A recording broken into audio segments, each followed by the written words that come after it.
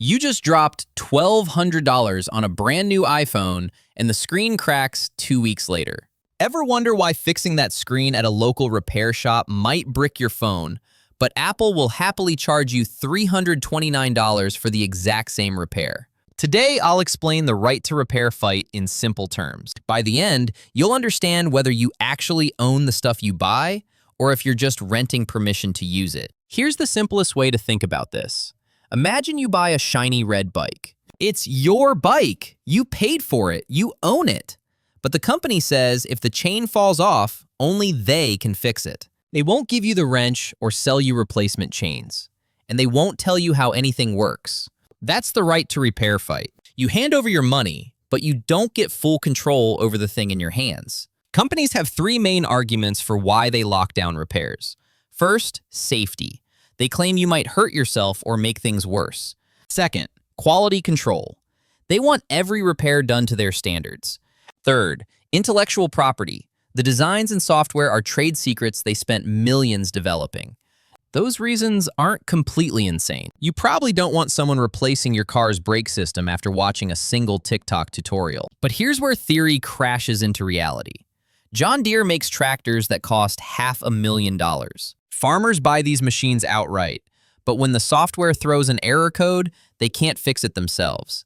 The tractor's computer is locked down. Farmers have to call an authorized technician and wait days, sometimes over a week, depending on where they're located. They pay hundreds of dollars for someone to plug in a laptop and reset a sensor. Meanwhile, harvest season doesn't wait. Crops rot in the field, while a farmer who can rebuild an engine sits helpless because he can't access a software menu. Some farmers have even resorted to buying black market Ukrainian firmware just to maintain equipment they already own. This isn't about safety, it's about control and profit. Apple does the same thing with a shinier marketing budget. If you crack your iPhone screen and replace it yourself, even with a genuine Apple screen from another iPhone, the phone starts throwing error messages.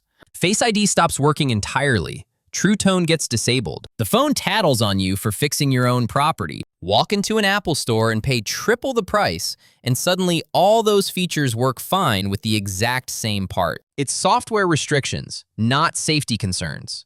The phone literally knows the screen is genuine Apple hardware, but it refuses to work properly because Apple didn't get their cut. HP sells you a printer for $50. Seems great until you realize they make their real money on ink cartridges.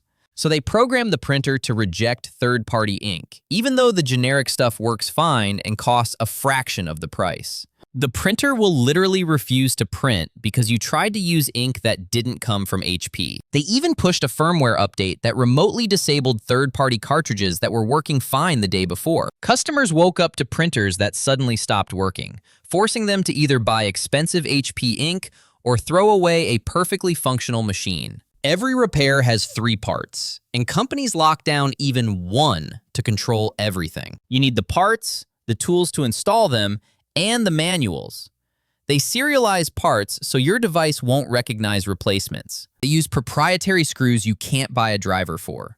They refuse to publish repair manuals or hide them behind dealer agreements that cost tens of thousands to access. That $5 sensor replacement becomes a $400 repair because you have exactly one choice. Pay up or throw it away. You pay full price up front, but you don't actually get full control over what you bought. It's like paying for a car, but the dealership keeps the only key and charges you $50 every time you want to drive it. You're not an owner anymore. You're a long-term renter who paid the purchase price. Now, here's where I'll be fair to both sides. Companies do have legitimate concerns. Bad repair shops exist. Places that use garbage parts and do shoddy work. DIY repairs can be dangerous if you're messing with lithium batteries or high-voltage systems without proper training. And if companies hand over every design specification, competitors will copy their innovations. These are real issues. The question is whether the current system actually solves these problems or just protects profit margins. But we already solved this with cars. Independent mechanics exist everywhere. They're certified, they're regulated, and you can buy parts from whoever you want. Auto manufacturers tried forcing everyone into dealership service centers. Consumers and independent shops fought back, and now you've got choices. Your car doesn't brick itself because you went to Jiffy Lube instead of the dealership. We gave people options and let the market sort itself out.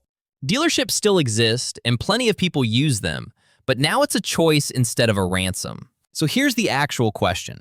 Should it be illegal for a company to restrict repairs after they sell you a product? Once the transaction is done and you walk out of the store, should the manufacturer still get to control what you do with the thing you own? My answer is yes, it should be illegal. When you sell something, the deal is done. You got your money, I got my product, we're square. You don't get to reach into my house and control my stuff unless there's a genuine public safety issue. And even then, we have regulations and liability laws that handle that. Right to repair isn't about forcing everyone to become their own technician. Most people will still pay for professional repairs because it's easier, but the option should exist. You should be able to choose a local repair shop, buy your own parts, or attempt the fix yourself. That's what actual ownership looks like. Right now, 27 U.S. states have active right-to-repair legislation working through their systems. The EU is moving even faster with laws that require manufacturers to make spare parts available for years.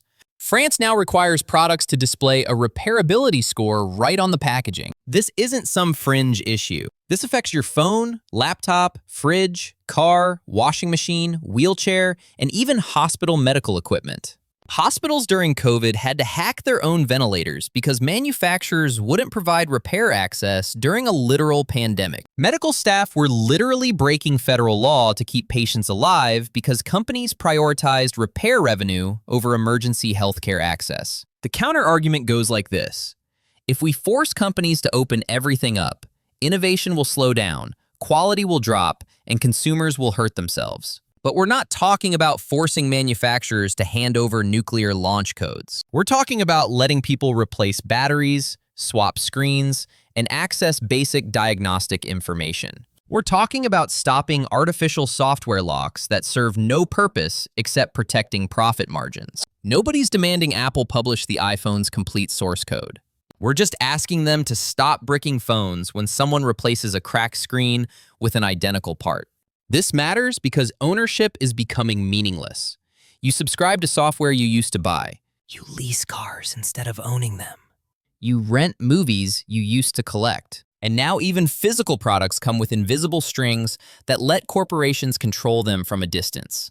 If we let that become the norm without pushing back, we're not customers anymore. We're just long-term revenue streams that companies can tap whenever they need to hit quarterly earnings targets. To recap, the right to repair fight is about whether you actually own what you buy. Companies lock down repairs by controlling parts, tools, and manuals. They claim it's about safety and quality, but examples like John Deere tractors and Apple iPhones show it's really about profit. We already solved this with cars through regulation, proving consumer choice and safety can coexist. The real question is whether selling a product should end a company's control over it. 27 states and the entire EU think consumers deserve the choice. So here's what I want to know. Should companies lose all control over a product the moment you buy it?